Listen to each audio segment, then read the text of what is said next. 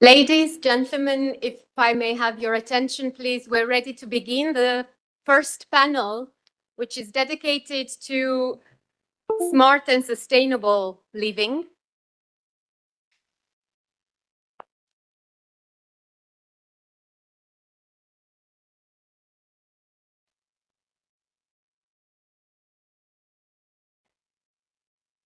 Thank you so much for coming back. I know the coffee break is really exciting part of the program of any conference, but I'm very happy and I'm honored to actually welcome you to the panel, which is dedicated to one of the key pillars of a smart city. And that is, of course, smart and sustainable living. And we have today a very interesting expert panel, and I'm very happy to co-chair this panel with my friend and our co-organizer, Professor Alexander Prosser. Thank you so much, Alexander. And as we agreed, I will make the introduction of the panelists. So, with no further ado, I'm very happy to welcome our very own Dr. Ioana Petrescu. She's the director for the Center for Leadership and Innovation at the National University of Political Studies and Public Administration. And she's also one leading figure when it comes down to sustainable living. So thank you so much, Ioana, for making time for us today. Thank you for inviting me. And then it's a really pleasure, and I couldn't say this without having my big smile on my face. The fact that I've got Lavinia here with us, and I'm actually quite excited because every time I mention civil service and I mention public administration reform, my thoughts goes to you. So thank you so much for this. You're one of the ambassadors and champions of reforms here, at least for the Faculty of Public Administration. You're definitely somewhere there on the top. So thank you very much to Ms. Lavinia Niculescu from the National Agency of Civil Servants, now General Manager for External Funding Programs and Public Policy Directorate. Thank you so much for coming. Good morning. Thank you for these wonderful words. I'm humbled. Good morning, everybody. So happy to be here and to present a little bit the digital competencies for civil service and the way we are going to impact the citizens' lives and hopefully contribute to smart cities. Thank you. Thank you so much, Lavinia. And I have here Professor Lasse Berntzen. He's, I think, one of the champions of the Smart Cities Conference. I'll dare say that he's the first international participant to register every time. So thank you so much for this, Professor. He's associated to the Department of Business, Marketing and Law, School of Business in University of Southeastern Norway. Thank you so much for being here.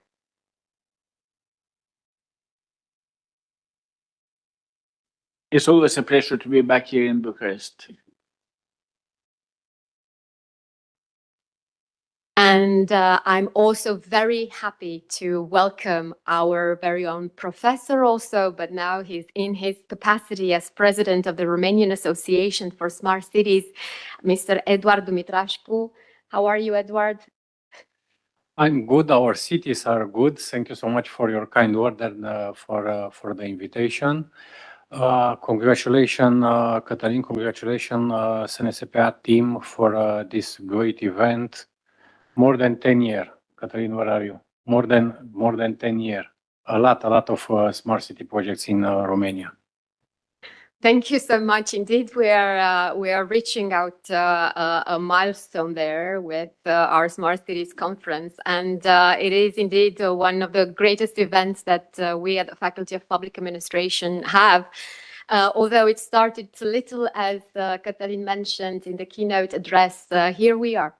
So thank you so much for agreeing to be in this panel. And I pass the floor to my co-chair, Professor Prosser, for the first question.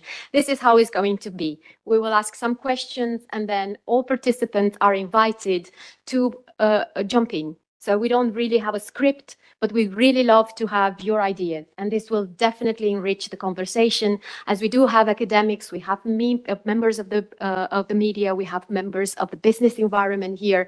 And mostly, I want to tell this to everyone, we have students. So I do hope that we all learn. Thank you so much for this. Professor. Well, thank you.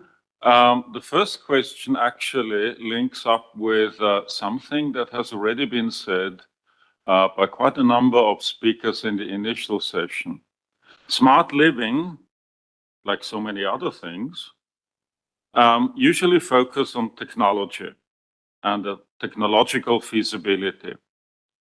But they also require trust and citizen engagement. In your experience for the panelists, how could you get citizens involved in this initiative, and particularly vulnerable groups?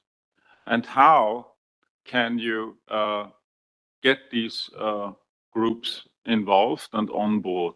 And I would like to start with Ms. Niculescu as a first one. First of all, when dealing with vulnerable groups, it's very important to get in real contact with them, to really identify the groups that can be impacted by the way the smart cities or some IT solutions or digital transformation of the cities can impact their life. I mean, maybe elderly people or low-income people, or I don't know, women not being at work, not being employed, and it's very important not only to identify the groups, but also to co-involve them in your decision. It's very important to design a participatory activity event where, in simple words, maybe even using, I don't know, photos or very simple words to explain as an authority, as a public administration authority, or as a civil servant, how do you intend to impact their lives by implementing a digital solution or something that is going to change their life. When they are going to better understand the steps that you are trying to implement within the next years in the local community, especially in the rural ones, then you can co-involve them in co-designing the approach. Maybe you can even learn new ways of better reaching all the other vulnerable groups from that community in ways that maybe you didn't envisage before.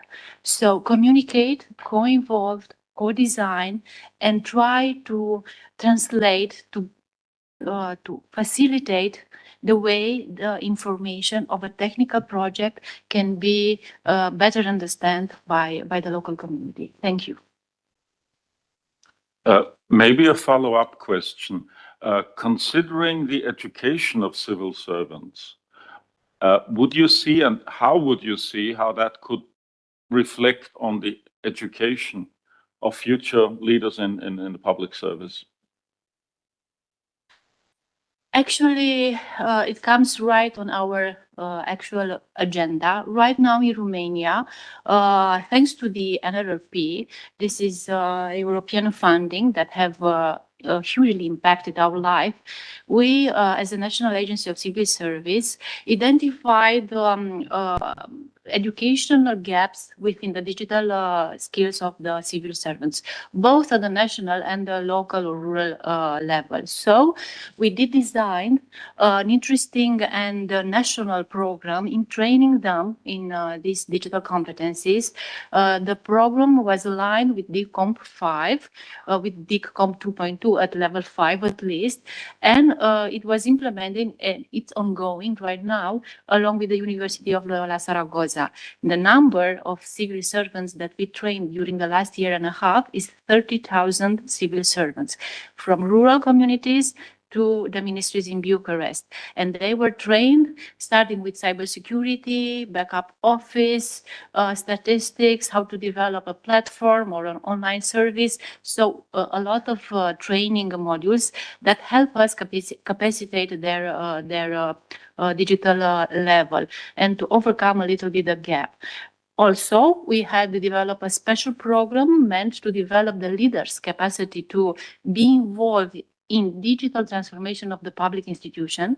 It's a program that has reached 2,500 managers, directors, high civil servants in Romania, and they were trained along with the DICCOMP model in order to facilitate, to understand, and to become ambassadors, but also key persons dealing with the transformation of the digital transformation of the authorities. We are going to be able to deliver some outputs and outcomes and analysis linked to this national program in the next 2 months, when we are going to have the full national evaluation of the program. But we are more than optimistic that the level and the quality of the public services has been enriched and improved thanks to this training program. Also, in the meantime, we are the first national government that we have prepared, and we are going to regulate the national digital competency framework for the civil service, and also a special digital framework for the ICT specialists working within the public institutions. We have developed this competency framework along with the World Bank, and we are going to be the first national government fully aligned with the new version of DICCOMP 3.0. Thank you. Well, thank you for sharing these developments. Moving on to Professor Dumitrașcu. What has been said about smart living actually also applies on a bigger scale to the smart cities concept altogether. How would you see this? First of all, we should understand that smart living, it's not an IT project. Then we have a huge problem in Romania, not only in Romania, but today I will refer only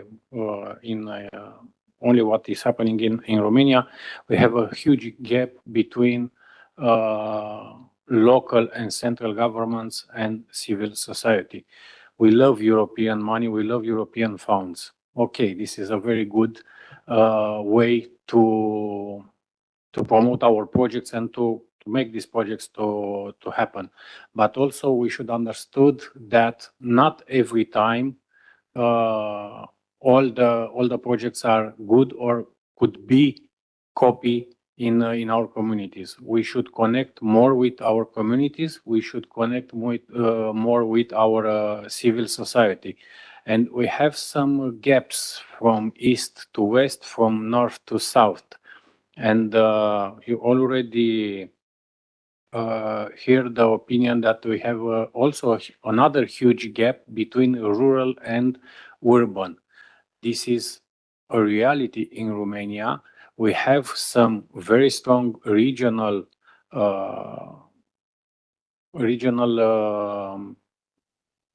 area, let's say, like Bucharest, Ilfov. Almost 32% of our GDP it's made in this region. But also we have at the national level 2,864 communes. More than 10 million people live in these communes.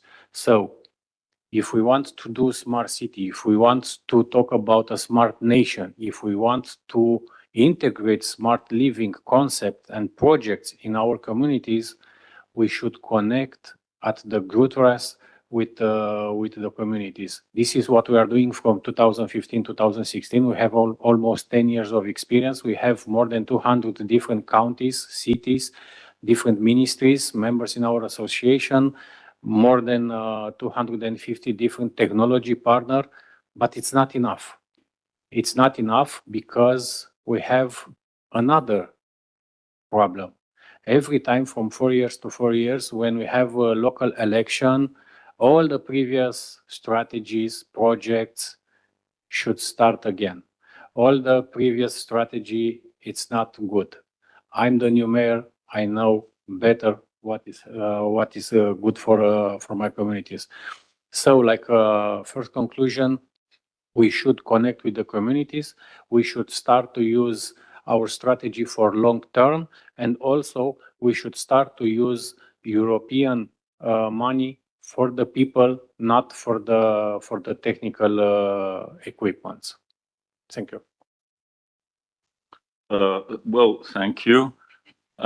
Norway, Professor Berntzen, is, I think, pretty well known for its advances in the smart cities domain. On the other hand, you have geographical challenges, considering Norway's geographical layout. So how do you see these participatory challenges to the smart cities, smart living concept? Thank you. I would like to start by saying that digital is not necessarily the solution for everything. We know that some groups are not digital, and we have to take that into account. I think that if we should succeed, we need also to include the groups that are not online. And some have chosen it because they are not interested. Other people feel that it's too complicated. So I would say that in order to get smart cities, smart living, we need to reach people where they already are. And that can be in schools, it can be in churches, libraries, housing associations, and so on. But those people that are digital, we must also realize that very few people go to the city portal or the city homepage to see what the city is thinking. They are on social media. So it means that in order to reach the citizens, we need to also use the channels that the citizens are using.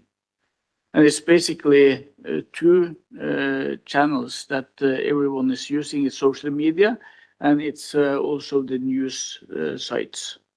So if you are a city and you want to reach your citizens, you need to collaborate with these platforms or use these platforms in order to succeed. I will stop there, and maybe I will get back later. If I may ask a follow-up question. You advocated for the use of social media for these participatory processes. And it is obvious why one would do that. However, these platforms have restrictions, technical restrictions, for instance, to disseminate plans or anything, but also, of course, legal restrictions, which are outside the control of a European nation state. So how would you see this in this context? Yeah, it's a very good point. And what you can do with social media is to direct the traffic towards the website. So you can get people interested through social media without really putting the real content there. So that's one thing. I also want to differentiate between what I call democratic and non-democratic participation. And I will give you one example. We have an electronic petition solution in Norway where citizens can propose some policy changes. We also have another website. It's actually down for the moment, but it's called Fix My Street.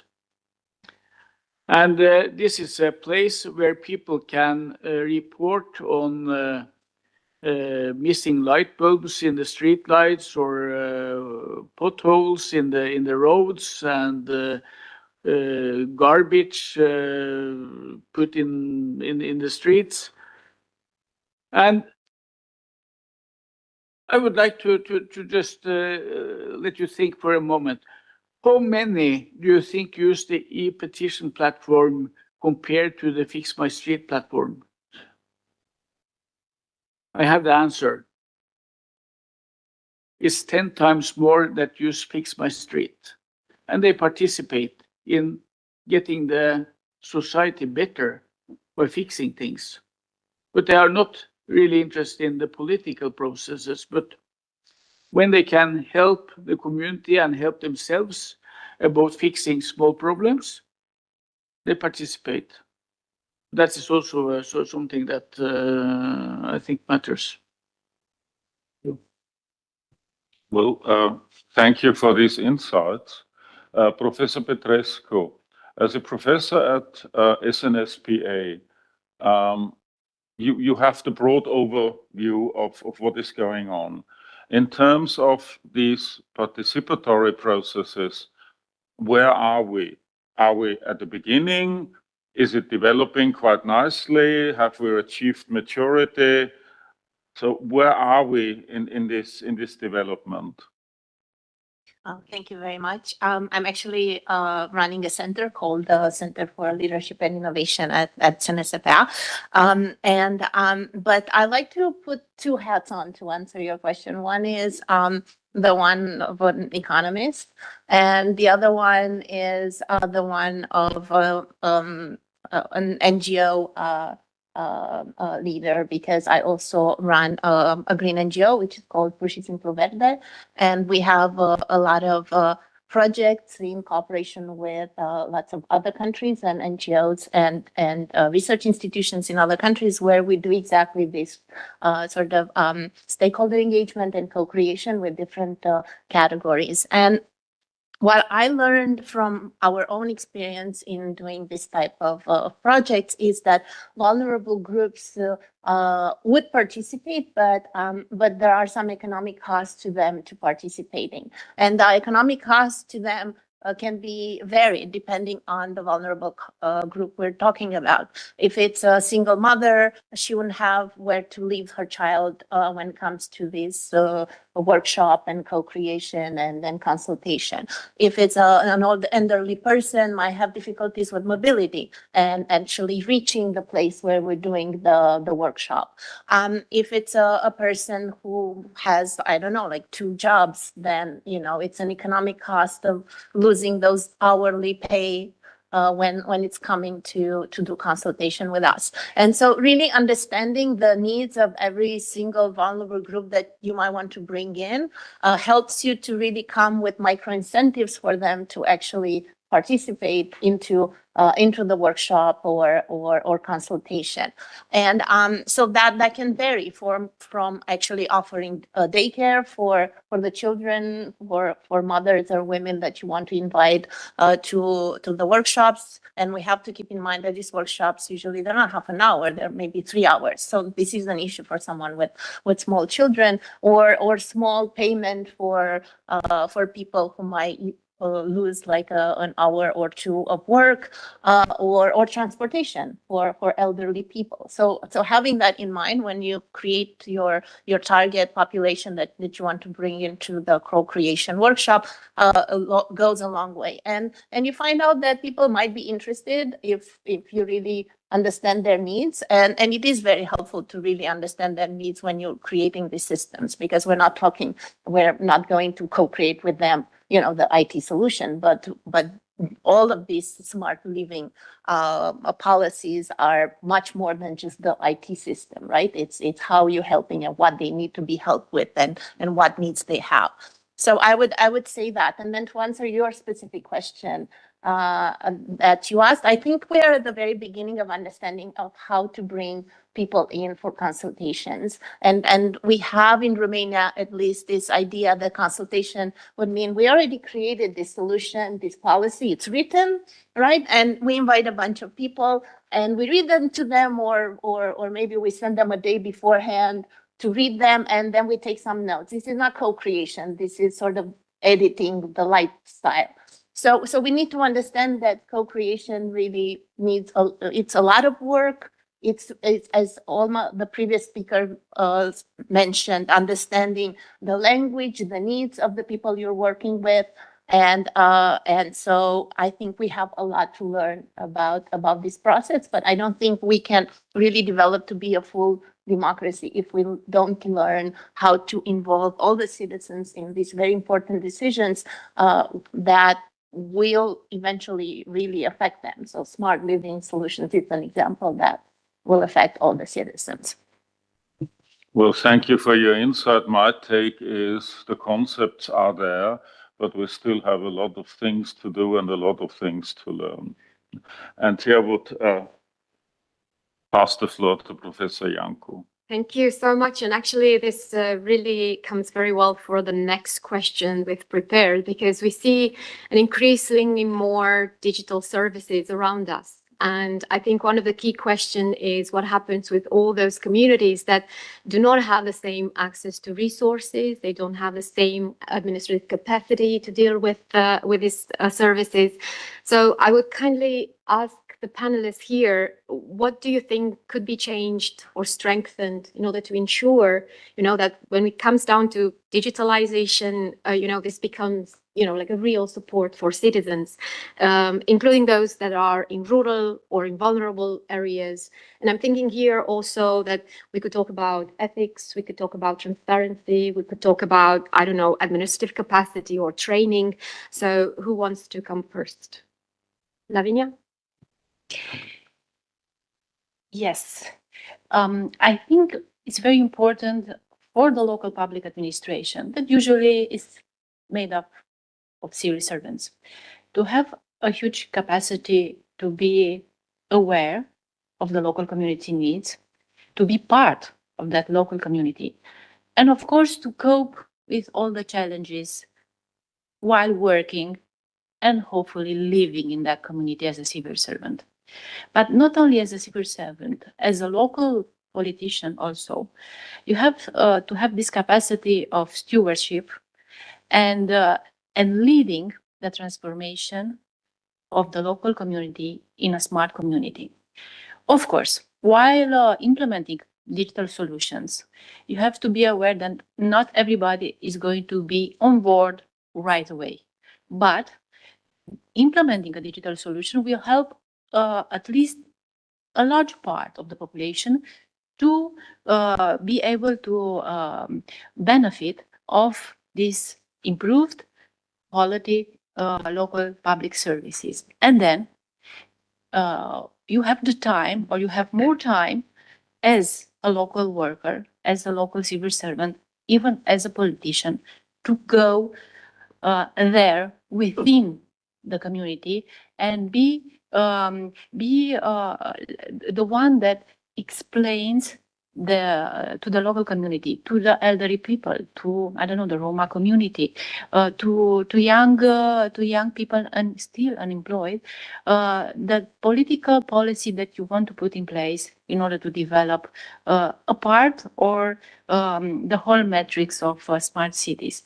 And going back to my first intervention, then when you go there, you have to be transparent, to be able to have along with you local supporters, somebody from the community that really understand their needs, that's a part of the young people community or a part of the Roma community, or maybe a part of the elderly community. If you have identified a champion, like my grandmother is, she's using Facebook, she's using Instagram, she's part of the social media, she knows everything from the news, she's watching all the TV, the TV channels, and then being supporting and having along with you somebody from their group, then your intervention will be even more or better understood. Use pictures, use real examples, simple words, and just use your soul. Be part and be engaged in that communication, and then trying to co-involve them in co-designing the local small policy along with them. Do not forget, give feedback after the event. Maybe not a seminar or a working group, just having tea or having or going along with them and I don't know, picking apples from the tree, and then gathering the important information that will help you as a civil servant or as a local worker to provide the best policy for that community, and then give back feedback, because if you're not going to use their ideas, next time they won't be there for you. Thank you.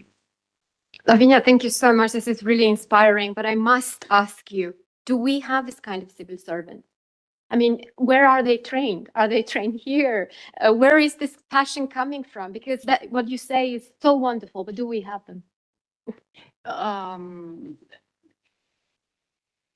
You said before that every 4 years we have a change within the local politicians. We change the mayor, we have elections, maybe even the county councils. But usually the civil servants are employed for life. And especially in local municipalities, they have let's say 15, 20, 25 years long career.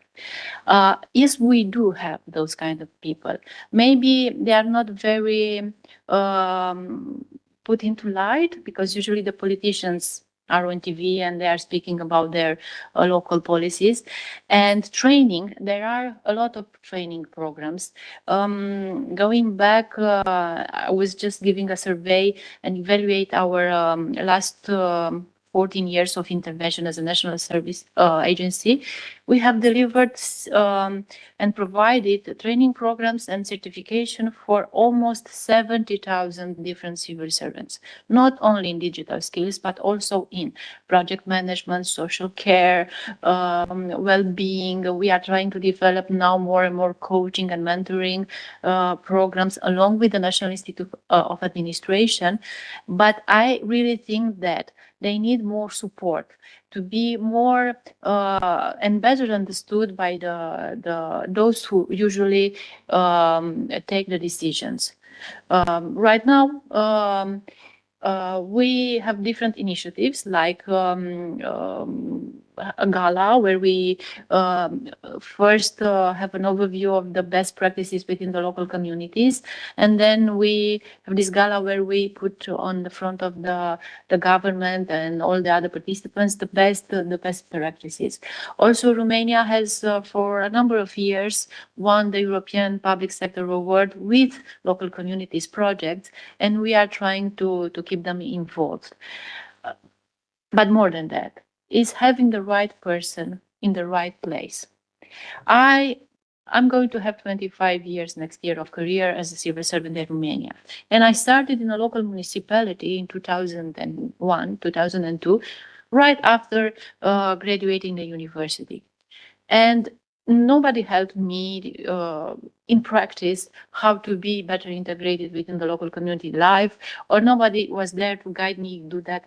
No, if you are the right people in the right place, then you choose to be co-involved. You go within the community, you ask and try to listen to their voice. You go in schools, you go in kindergartens, you go. I remember my first year when we had this opportunity to obtain funding in order to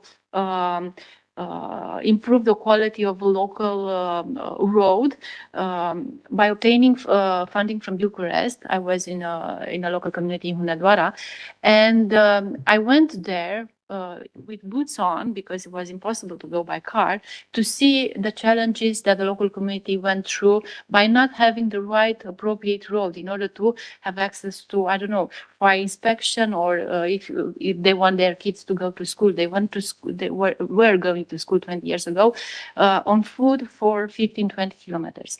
And when the funding supervisor from Bucharest came, I took that delegated person within the community by foot and by using a tractor, a huge tractor, to see how difficult it is to have access from that community to the center of the town and to go to school or to a hospital. It was the first project that I won for the local community, just like that, because the community needs, and also the person delegated to take the decision to finance or not that road, they met and common demand and was met there. Yes, thank you.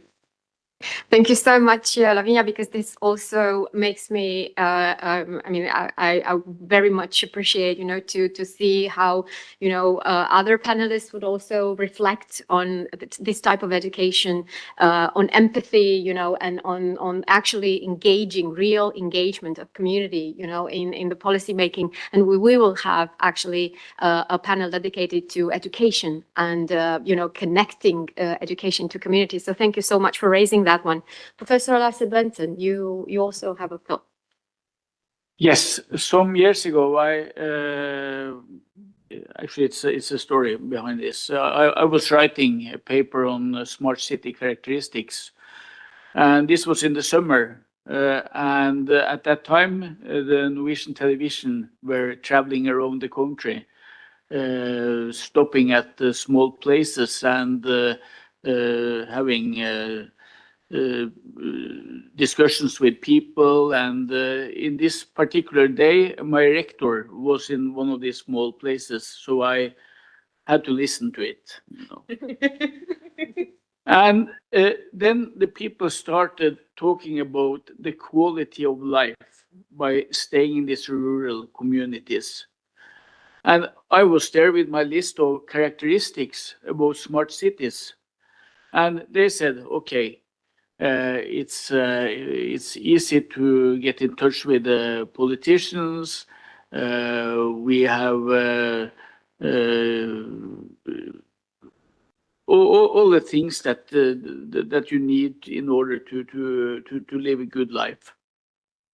And I was thinking that, okay, I could tick off all the characteristics except for traffic problems.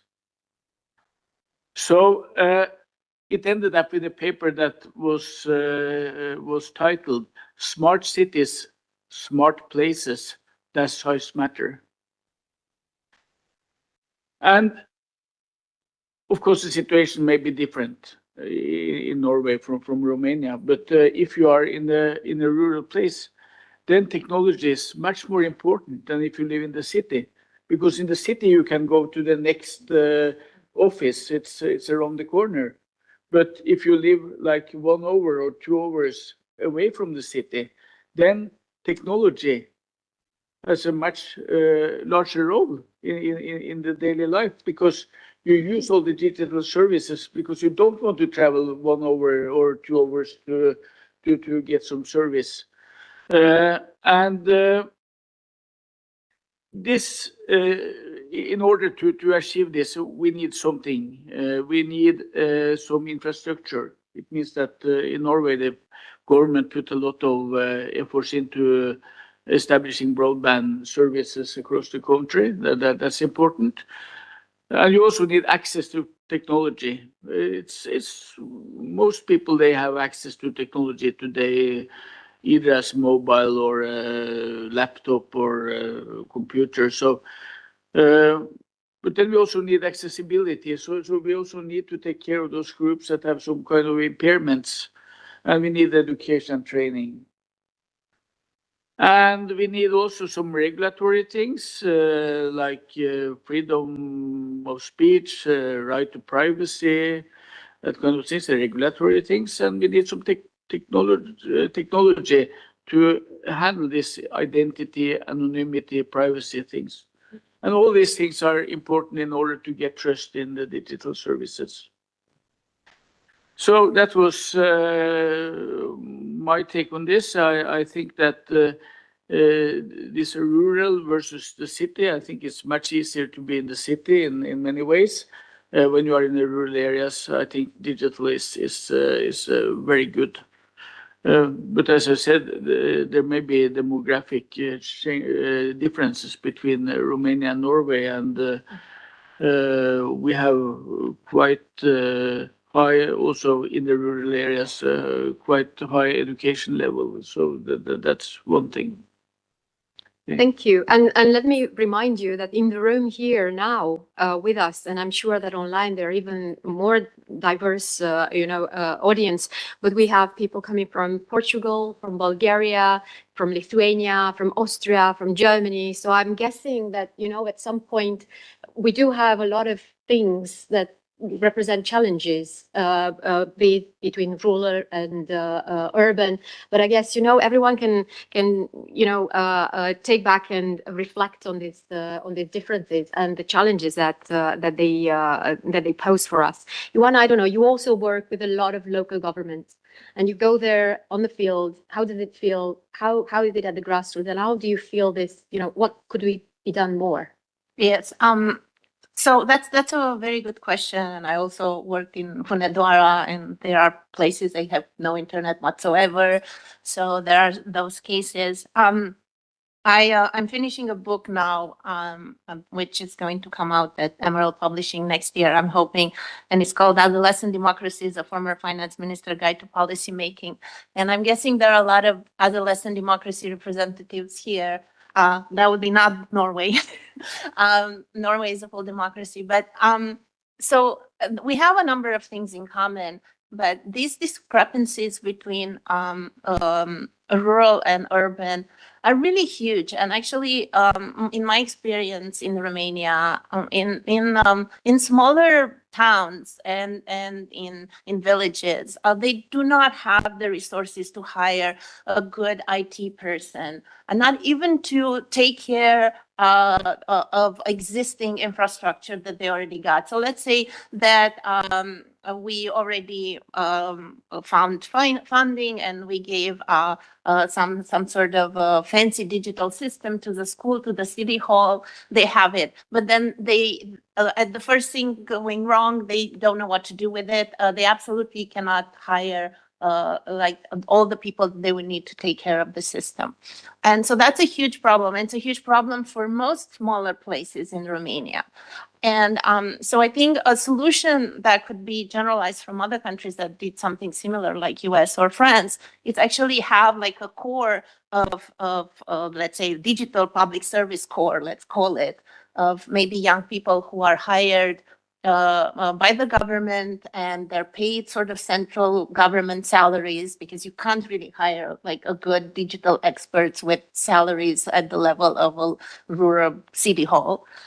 And they would have really good incentives to go into rural area for a year or two, both monetary incentives, but also career advancement incentives later on in other areas to provide these services. Because otherwise we will keep buying systems and hardware and software for these smaller places. They don't know how, they're usually not well trained on how to use them. They're definitely are not good at maintaining them.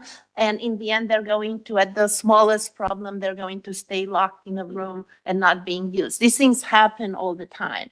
So if we can manage to find some sort of a centralized system where young people are being deployed to do this service for a year or two before they move up into better and even higher paid positions in the government, then I think that could be a solution. Because without that, it's completely useless. It's people at city halls that deal also with the whatever e-government site and systems that they have. They also deal with 7 other things at the city hall, and certainly they wouldn't be trained as well, not even as a recent graduate from computer science with no experience whatsoever.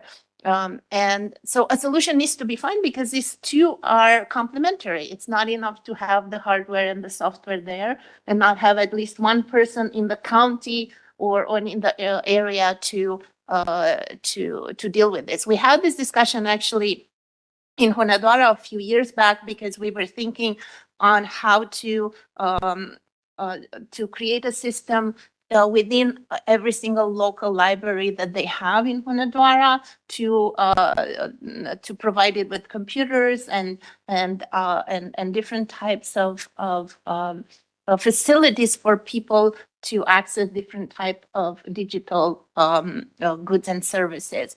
And all nice and well, and that could have been done. There are actually funds for that. It's possible. But then they realized that they can't maintain it. They can't operate it. They wouldn't have not even one person in all Hunedoara to take care of all of those systems in all the libraries. So that's why you need to do that. And again, you don't need to deploy one person in every single city hall or in every single town. That's ridiculous. You need 3, 4, 5 full-time young people who would do that for the whole Hunedoara, for example, for all the city halls and all the libraries that have this type of systems. And they would do that for a year or two, and then they're moved to better things, because obviously this is a field where people have great opportunities and they wouldn't go to work to take care of an IT system in a small rural place in Hunedoara if they can be hired in a much better paid position in Bucharest or even in the Romanian government, but in higher paid positions. So for this type of situations, we need to find smart solutions because this is, and again, I'm putting my economist hat, this is a structural labor market failure. You cannot find a good digital expert to go to Deva, let alone to some other more remote place in Romania, and they need that. And so that's a possible solution. I am sure that there are others, but we need to think outside the box. And this is sort of the equivalent of other type of service corps that exist in other countries for similar problems. If we're thinking in terms of teaching, there are countries that did that because people wouldn't go and teach in remote areas and certainly not well-educated people. And therefore they gave them great incentives for a year to do that. And the same can be done for IT. Thank you so much for raising this local government capacity, actually, and the fact that there could be solutions for mobile or remote kind of assistance coming from the center. We also know that there is a lot of examples of associations, voluntary associations between different local governments, just to make it possible to cope with the technology and the digital divide, actually, in that sense. So thank you so much for bringing this. And I'm turning, if it's okay with Eduard, because I know you're working with local government. You award local governments for their, developments in terms of technology, but not only that. So how does it feel? We work with local governments, also with central governments, but now let's refer to the local one. We invest in Romania only from PNRR in the last 2 or 3 years, more than 7 billion, not million, billion euros in digitalization, from the biggest to the smallest projects. We have hundreds of different Romanian communities already digitalized. But I think digitalization in Romania, no matter it's rural or urban, we have somehow different approach. We don't want to understand, we don't want to create national standard. We sign a partnership with ASORO in 2016, and we start to create the technical working group in order to implement the international ISO for smart cities. If we try to understand a smart city or a digital project in east of Romania, for sure will be very, very different the one in the west or in the south. Okay, we understood very good and very well that communities are different. We cannot replicate a digital, not even a digital project with a copy-paste, but also we should start to create a national baseline, because this is what this is a real problem in Romania. The Romanian government 2 months ago, they didn't have the information when they want to implement some projects. They didn't know how to acquire all this information from the local authorities. This is not normal after you invest more than 7 billion euros in digitalization. This is one of the problems. The second one is in 2017, I think, we create a working group with the Ministry of Communication and all the other Romanian institutions related to digitalization, from the Ministry of Defense, Ministry of Interior, different other entities. 1 year and a half later, the Ministry of Communication was dissolved.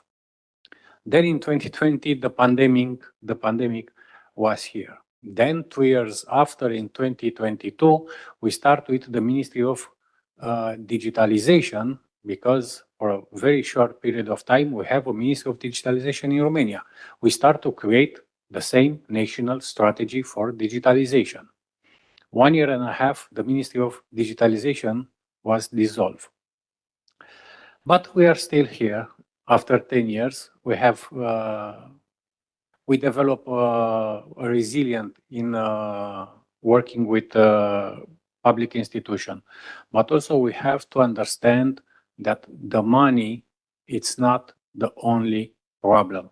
We see all kind of situation in these 10 years of experience. In the first 2 or 3 years, we have a lot of ideas, projects, technologies, a lot of good people, technical people with a lot of excitement, but we didn't have money. Now it's the opposite. We have a lot of money for smart city projects, for energy, for mobility, for digitalization, education, but we don't have technical people. And this is quite strange. Only in our association, I think in 2025, there are more than 15, 16 projects that we didn't want to do it because we don't have technical people in order to implement this project. Then, from the local authorities' perspective, we have another project. And this is what I see with my own eyes. A lot of small city halls with hundreds of millions of euros investments in different hardware, different equipments. And these equipments are new in the back door. And the mayor is very proud to say that this is our digitalization project. It's a reality. I don't like to say this, but also I think this conference should be like a picture, like a moment picture in Romania. Thank you. I think we can move forward, unless we know what are the weakest links there. And so identifying them actually with the help of the academics, with the help of students, with the help of the business environment, this is right. This is what it takes in order to... Maybe we can learn something from Norway to Austria, from Bulgaria to other countries, because I'm sure that all these gaps, all these problems are somehow similar. Actually, I would really invite everyone to check the program of the conference, because today we have these, roundtables and expert topics being discussed here. But then we also have wonderful panels, wonderful actually papers talking specifically about the challenges, about the strengths of different communities. And I really, really invite you to look over and join us on site or online, because tomorrow we will be at our main headquarters at SNSPA, the National University in Bucharest. You can be there, but you can also be online and watch and streamline actually these ideas that people, really put some really a lot of effort in designing. So thank you so much for bringing this. And I think we're ready for, I think it will be the last question. So, Alexander. Thank you. Project results have to be sustainable. Smart living, smart cities projects are no exception. The problem is only too often they are not. I mean, let's face it, we all know these projects. They're introduced with big fanfare and conundrum.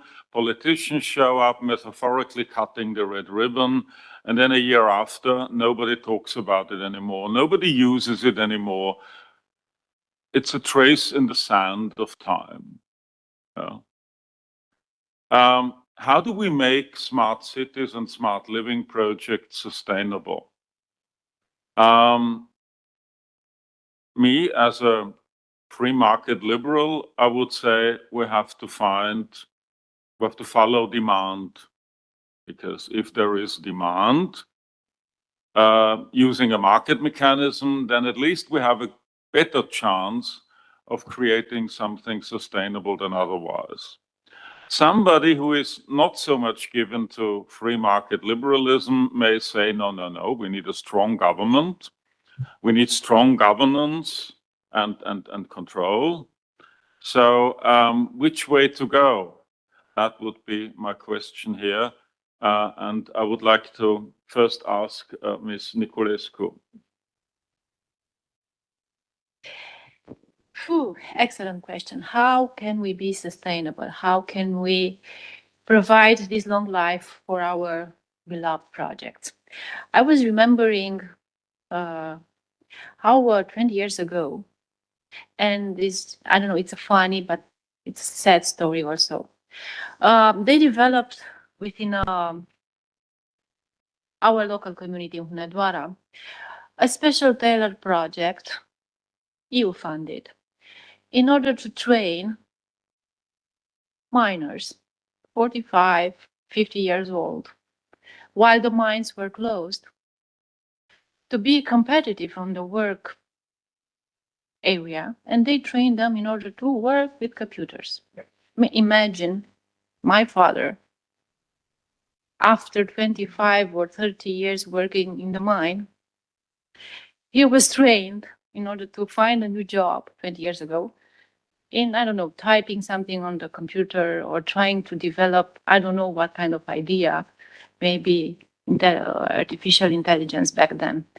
So it's a funny but still a sad story. Of course, it was not a sustainable project. They trained hundreds and hundreds of miners. Almost neither of them found a job working in computers, of course. So that's why we have to start with the root, with the problem. And the root problem is when deciding to finance a project. You have to be aware if that project is tailor-made and is really, really reaching the community's needs. Do not invest in something, even in people and in training, if it's not going to benefit them. It's only using a poor usage of money, public money, and it's a very important topic even today, because in this scarcity, you see, we have a lot of budgetary problems.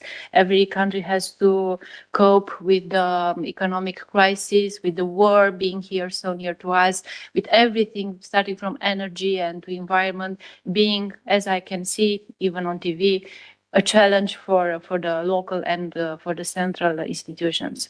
So you have to be very wise in before approving and financing a project. You have to see if it's going to be tailor-made or really, really good and is going to provide benefits for the community.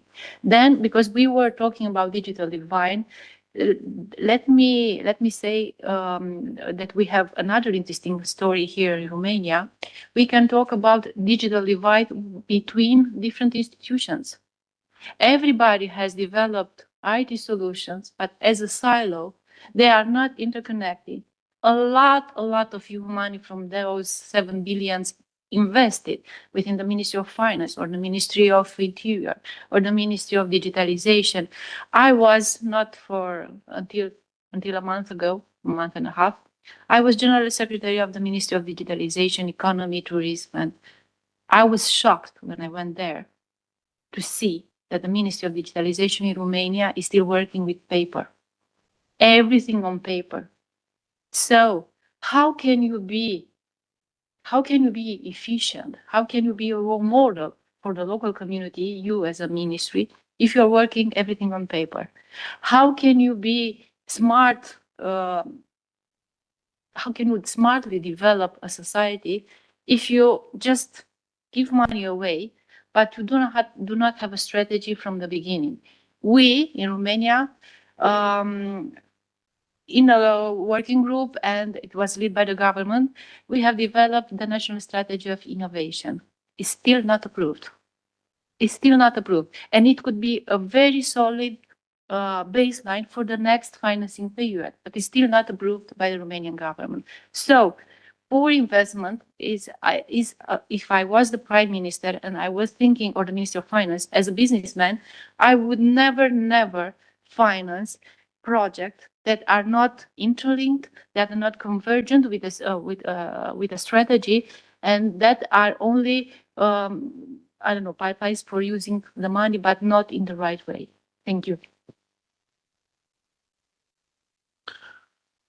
Professor Dumitrașcu, you are president of the Romanian Association for Smart Cities. In your experience, what distinguishes a successful and therefore sustainable smart cities project from an unsustainable smart cities project? Is there in statistics, you would say, a discriminant criteria? I think we should start to make more pilot projects. We are afraid in Romania to fail. We are afraid in Romania to invest in pilot projects. But imagine in Cluj, in Iași, in Bucharest, no matter the community, the city, you want to make a digital twin project. You want to make, I don't know, 5-10 million euros project. But you don't have all the information. You didn't connect with the community, but you want to take the money. You want to make to take the money. You want to make the project. I think we should start to learn from other countries to see what is their approach related to pilot project, because it's easier to invest 200,000 euros in a small pilot project, then you have the opportunity to make calibration, you have the opportunity to make even big changes if the project is required. So the first thing, if we want to have a strong strategy in our communities, is to invest more in pilot project. I see this wrong strategy, in my opinion, and look what is happening with the metro project in Cluj. In the last 1 year and a half, they only make 2% of the project or something like that. They lose the 2 billion European European money funding for this project.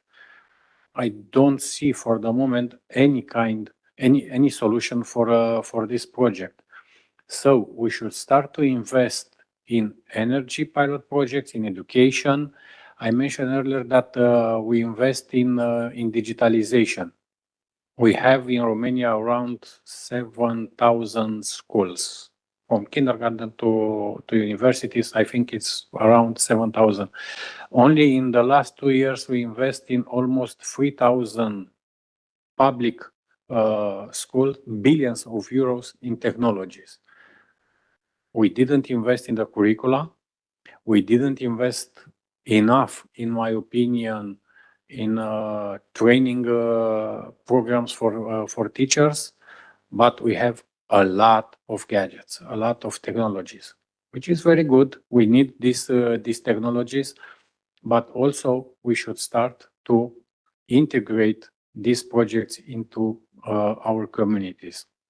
So the first one, the first advice, let's say, after 10 years of working with hundreds of communities in Romania, will be invest more in pilot projects, connect with the community, and also bring the experience from our universities.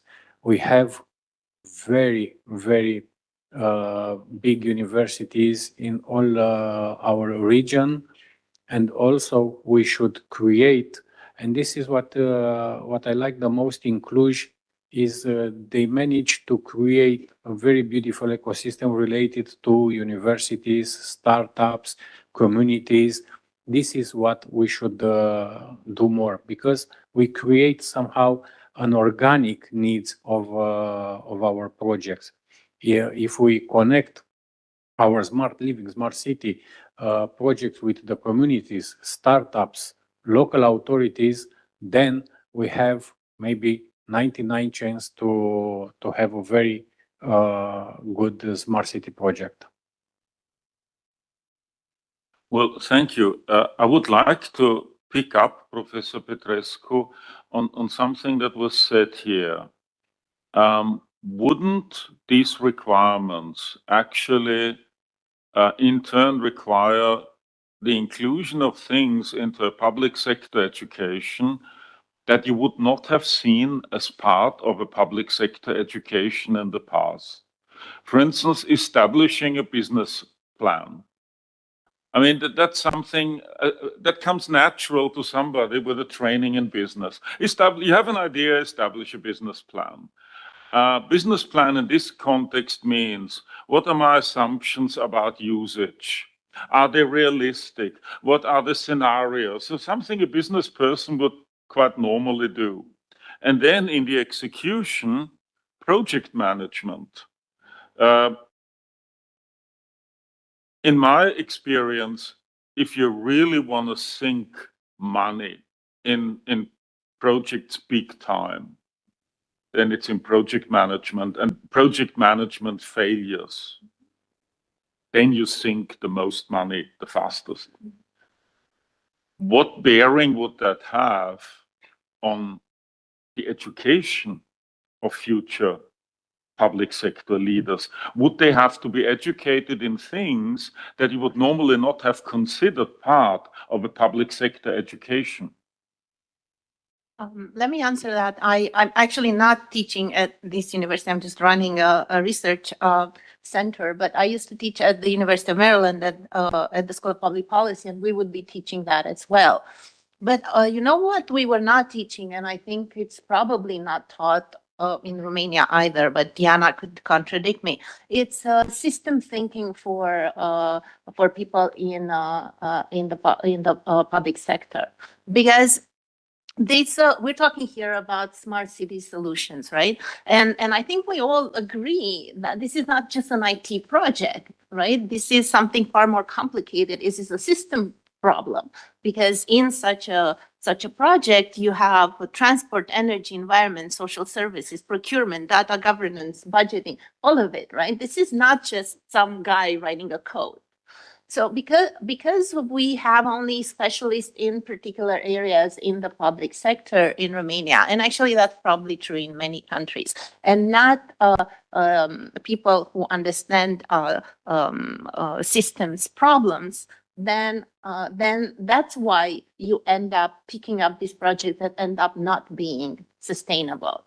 I'm going to give the example of NASA, because they are famous for hiring people who are experts in particular areas, right? So the domain specialists, and they have system thinkers, and they work together. And that's because they need to coordinate discipline there, and they need to anticipate second order effects, and to manage the complexity that comes with the projects that they have. But I think we can all learn from that and understand that this is not just some fancy esoteric thing. You need people in all of these projects who would have this system thinking, and therefore you will not have these projects that train minors in computer science, or that those things actually happen. So yeah, it's funny only for us, but for people who actually ended up being without a job and without an actual opportunity to getting another one, it was not that amusing. So I think that's what I would incorporate in training for public servants, the system thinking part. Well, thank you. Just one remark. If you have already included that, then this makes your program a unique selling proposition in the public sector education programs I know, because that is not very common in this domain. So I wasn't saying, I didn't see anywhere do that. So I was thinking to respond to your question about some sort of business management tools that some of the masters in public policy at the University of Maryland, they do learn. But we also don't teach them system thinking. This is more of an MIT thing where they do have system thinking courses, but that's because they are thinking as engineers. They're thinking more in the technology realm. But this is absolutely applicable to what we're talking about. Of course, the engineer and the experts at NASA need to know system thinking, and apparently MIT knows that they need to know. But I think we also need to know that. And it's not something super complicated that just NASA people can do. This is something that can be applied to digital projects at the government level. And again, not every single employee at the city hall needs to be a system thinker. But for example, to have a bunch of them working at the digitalization ministry alongside experts in computer science and experts in transportation, in energy, and all these people who know the bread and butter of these details, I think it will go a long way in designing things that are sustainable to get to the core question that you asked. Well, thank you for these insights. Let me return, Professor Berntzen, to my original question. Do we achieve sustainability rather following a market emulating model, or do we achieve sustainability by strong governance? Maybe we need both. So I would like to see your view on that. Thank you for an interesting question, and I think I agree with you. We need the market. Today, we measure digitalization based on the supply, basically.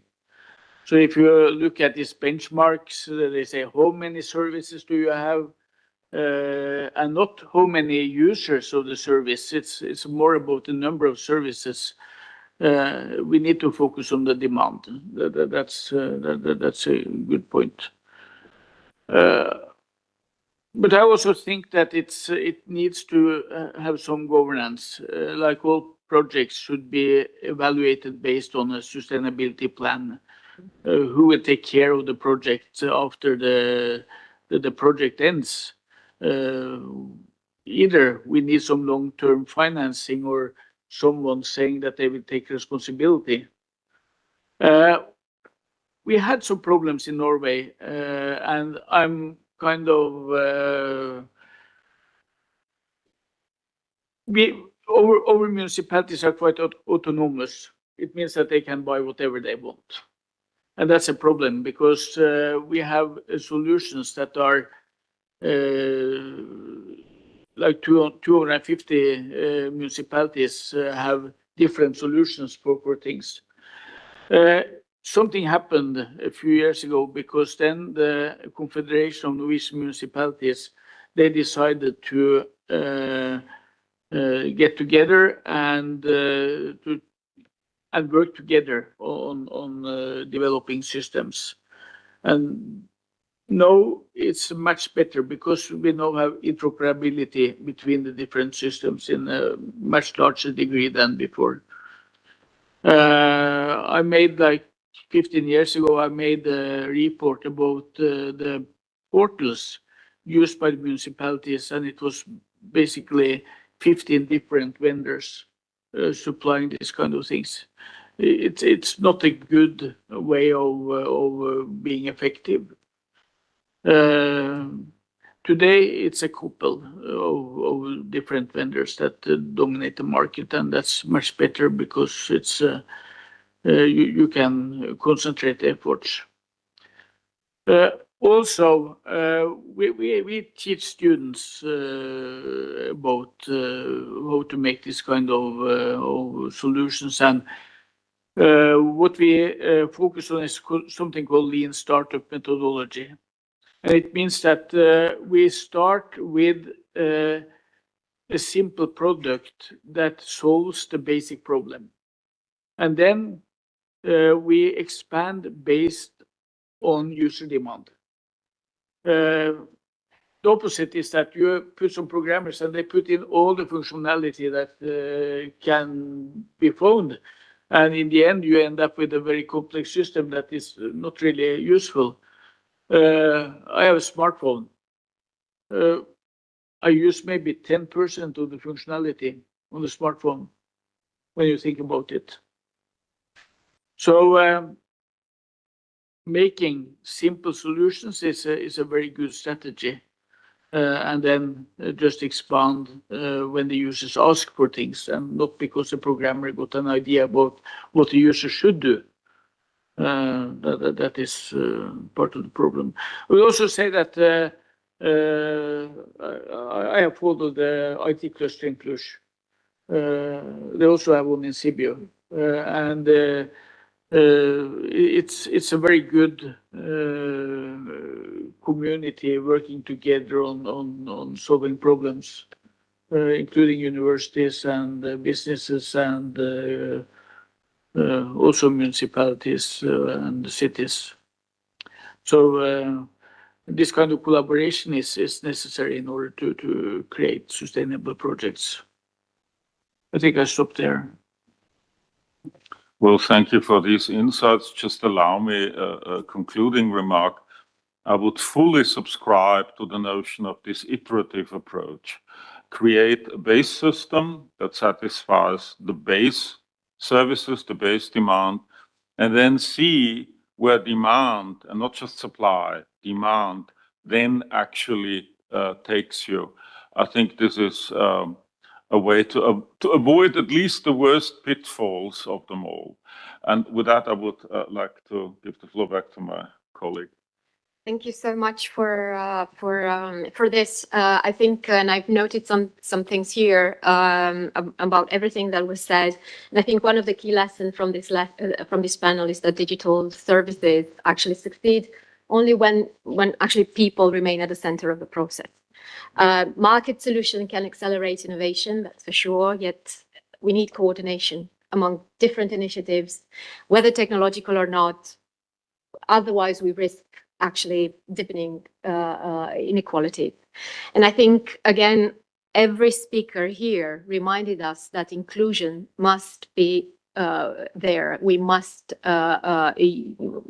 be guided by this valuable principle, and that empathy-based policy making is essential if we really want our reforms to actually reflect the real needs.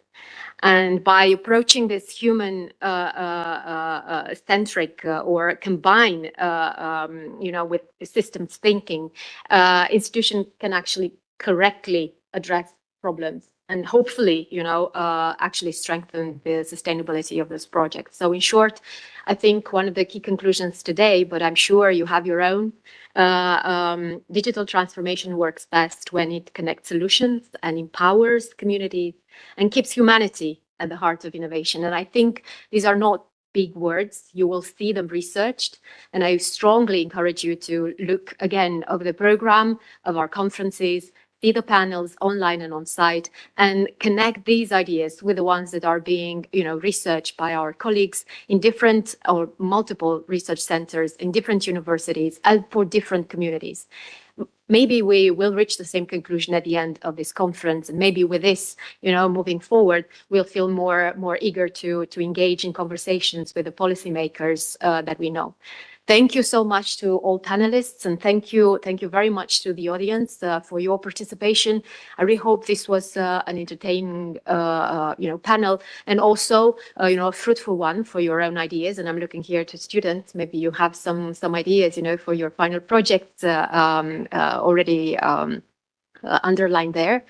And I very strongly invite you to remain seated, because we have a couple of minutes still in order to get to our very special anniversary panel. We have like 5 minutes recess, and then we will come back, because I would like you to travel back in time to the moment when the Faculty of Public Administration was merely an idea to today, when we celebrate 30 years. And I hope you can still be with us while we're doing this. So thank you so much, and congratulations to all the panelists. Thank you.